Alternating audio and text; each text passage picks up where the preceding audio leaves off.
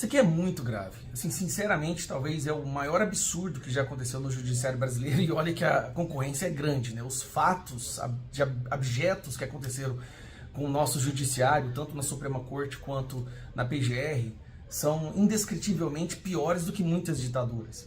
Agora imagine você viver em um país onde a PGR fabrica provas, forja assinaturas e acrescenta em determinados processos autos, documentos que não estavam lá no início, ou seja, os seus advogados não podem nem se defender.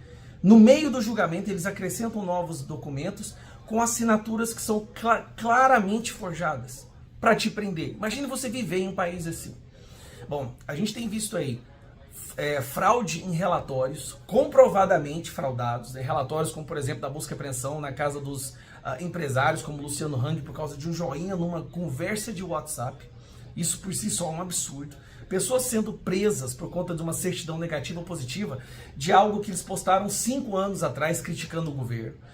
É uma coisa pior que a outra. Agora, nesse julgamento do Núcleo 4 que começou ontem, a situação escalou de tal forma que, sinceramente, é insustentável a recondução do Paulo Gonet a ser PGR. Lembrando, Lula indicou ele novamente e agora o Senado vai votar mês que vem se Paulo Gonet deve ou não continuar na PGR. Bom, só assiste esse vídeo aqui do Marcelo Van Hatten, onde ele mostra o absurdo que aconteceu ontem. Presidente, sabe o que a PGR juntou? Enquanto a lei do governo Lula mandou para 2 instituições a lista daqueles que frequentaram o Palácio da Alvorada no mês de dezembro, aliás, uma delas é o ano inteiro, em formato digital, toda digitadinha, planilha de Excel, a Procuradoria-Geral da República, ouçam isso, Paulo Gonet acrescentou documentos escritos à mão com o registro de entrada. E com a assinatura à mão de vários funcionários, mas nesse caso aqui, de um tal Sargento Gomes Neto. E aqui estão as suas assinaturas em diferentes datas, que não conferem entre si. Eu não preciso de perícia para isso. Está um dia todo em letra cursiva, outro em letras maiúsculas, uma hora ele é segundo sargento, depois ele perde a patente. Senhor presidente, esse foi o documento que a PGR acrescentou para comprovar uma suposta participação de Felipe Martins em reuniões do Palácio da Alvorada. Eu pergunto se isso aqui é fraude ao plenário da Câmara dos Deputados. Uma fraude. É ou não é? Não vou afirmar, não preciso talvez, não preciso ser perito, alguém precisa? Não. Senhor presidente, isso aqui é gravíssimo. E aí o PGR acrescenta isso e a defesa não tinha nem o direito de se defender. Ditadura. Aí hoje Alexandre de Moraes dá um esporro no PGR, porque fez o mesmo de colocar também documentos fora do prazo em outro processo do Núcleo 4, se eu não estou enganado. E Alexandre de Moraes pede para o PGR retirar, porque ele viu o problema que está dando. Então, senhor presidente, isso aqui é um problemão, porque é um problema nos Estados Unidos, que já está comprovado, ele não viajou, agora aqui no Brasil.